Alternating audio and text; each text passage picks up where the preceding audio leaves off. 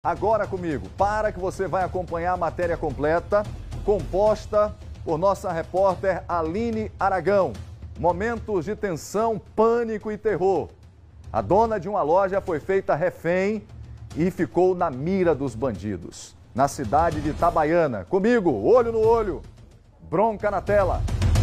Momentos de tensão. Nós estamos cercados, parceiro. Estamos cercados. Só dinheiro, estamos cercados. Uma cena dramática. Entendeu? Eu vou liberar ela, mãe de família, não quero prejudicar ninguém, não quero matar ninguém, entendeu? Vim aqui pra pegar o dinheiro, não peguei, perdi. Pronto. Entendeu?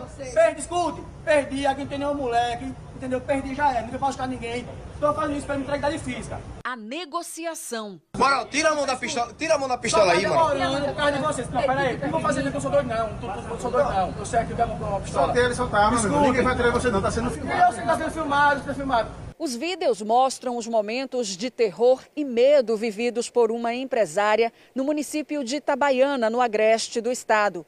Ela teve a loja invadida por bandidos armados no final da tarde dessa quarta-feira. A polícia militar foi acionada e no local encontrou um veículo estacionado em frente ao estabelecimento comercial. Um homem que estava dentro do carro foi rendido e preso. Mas os comparsas dele estavam dentro da loja, onde faziam a empresária e o filho dela reféns. O homem que aparece apontando uma pistola para a cabeça da empresária se apresentou com um nome falso. Disse aos policiais que se chamava Mateus. Na verdade, o nome dele é Wesley Prudente. Ele é natural de Arapiraca, em Alagoas. O outro que também aparece no vídeo é Jefferson Rezende, que mora na rua do fundo da loja.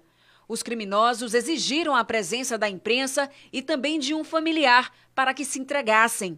Depois de quase 1 hora de negociação, os reféns foram liberados e 3 homens foram presos. O repórter cinematográfico Jackson, do portal Itinet, ajudou na negociação e falou sobre o assunto. Eu estava fazendo ali o papel da imprensa, era onde ele estava pedindo que a imprensa estivesse ali para que ele tivesse a certeza que os policiais não iam atirar nele.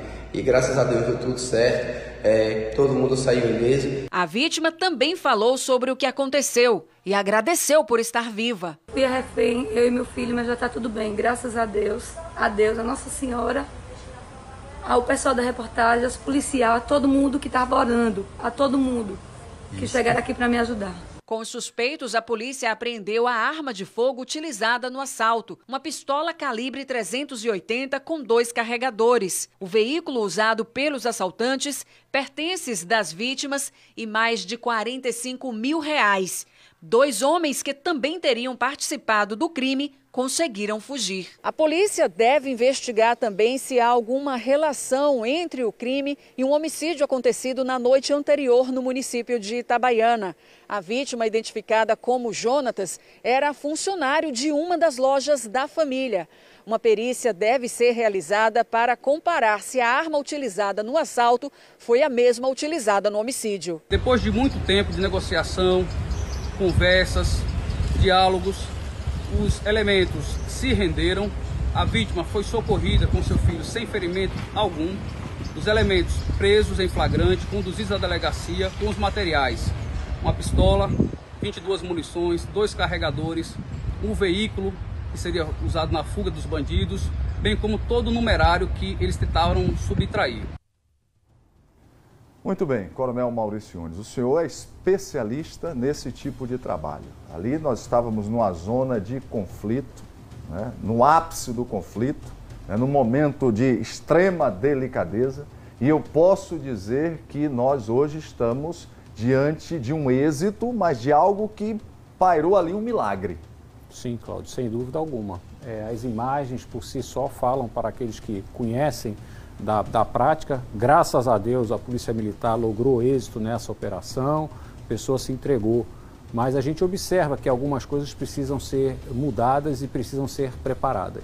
Numa situação de gerenciamento de crise, em que existe uma crise como esta, algumas precauções precisam ser tomadas, como manter um perímetro tático, não iniciar a negociação antes dos 40 minutos iniciais, 45, que é o momento em que o causador do evento crítico está nervoso, não permitir que alguém pudesse se aproximar dele desta forma, colocou-se em risco também a vida do profissional. Não pode haver esta situação. Toda operação de gerenciamento de crise, Cláudia, ela tem um princípio básico que é preservar as vidas, principalmente a vida da vítima. Diante deste preceito básico, nós não podemos colocar outras vidas em risco. Então, precisa ter simplesmente uma pessoa a realizar o comando, a negociação, precisa se estabelecer um gabinete de crise para que as negociações sejam realizadas, né? Não deveria, de momento algum, trazer um outro indivíduo para o momento do crime. Por favor, coronel, esse momento aí me assustou bastante. Claro que nós não estávamos acompanhando ao vivo, sim. Eu acompanhei depois nas imagens, através da internet, né, através das redes sociais, quando nós recebemos aí nossos arquivos, e esse momento me assustou muito, porque eles colocaram o outro elemento na cena. E aí o que poderia acontecer? Você dobrou a força naquele instante dos criminosos. Né? Eles tinham ali um criminoso e uma refém. E aí eles permitiram a entrada do outro criminoso na cena. Isso me assustou muito, isso poderia ter provocado uma tragédia ali.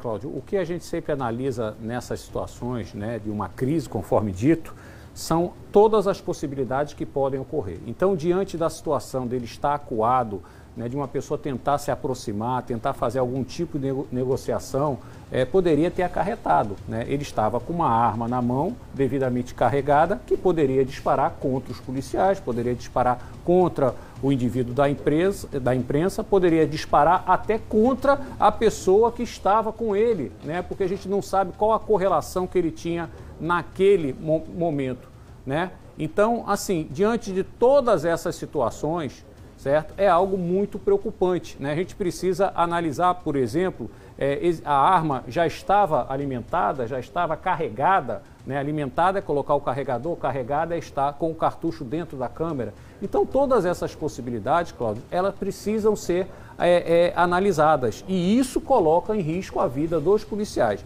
Não resta a menor dúvida, graças a Deus, se retirou a pessoa, que é o objetivo final, mas precisamos compreender que existe um POP, procedimento operacional padrão, que existem doutrinas que falam com relação a isso, e precisamos sempre compreender que não adianta ir para uma situação desta e colocar em risco a vida dos policiais, colocar em risco a vida da imprensa, colocar em risco a vida da vítima. O objetivo é salvaguardar as vítimas, né? E todas essas situações são situações que precisam ser avaliadas. E temos ainda mais essa questão, né? Existia um outro crime que houvera sido praticado anteriormente, né? Ou seja, se porventura a balística bater com esta arma, a gente vai ver que já havia uma intenção de ceifar a vida de alguém. Então, todas essas situações que, na maioria das vezes, essas informações só vêm ao longo da negociação, né, são perigosas, que precisam ser a cada vez mais. Mas volto a dizer, parabéns pela Polícia Militar, pela realização de retirar com vida as pessoas, mas precisamos ter a concepção que precisamos mais do que nunca que os procedimentos eles sejam cumpridos de acordo com o que foi escrito. Cumprir os protocolos técnicos para minimizar os riscos. Até para justificar se houver a necessidade de uma intervenção de um grupo tático, ou se houver a necessidade de um policial realizar o disparo. Diante de todo esse contexto, todos os processos eles foram cumpridos. Vamos para frente, coronel.